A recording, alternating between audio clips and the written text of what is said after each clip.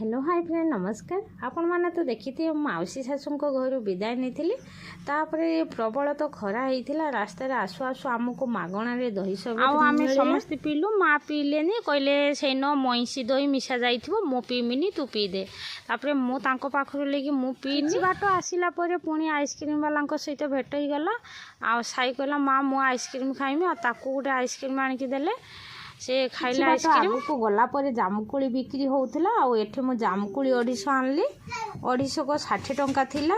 जामुकोली नहीं कि आसला बेलको पिला माने एठी दही बरा खाइबा स्टार्ट कर दी मते कहले माँ पैसा दे दियो मु से मान को पचाले आ कोन खाइबार अछि मते कुओ तापर खाई दे के हमें घर को जीवा। मु 250 जामुकोली 60 टंका दे आनथिली घर आसी देख तो बाबा 500 को 20 टंका दे के आनिचंती आ बाबा शुणिकी 60 टंका बहुत रिएक्ट कले आ मते केते गाड़ी करते आपण माने बुझी पड़ते। आज ब्लॉग टी एठी रहउची। जय जगन्नाथ।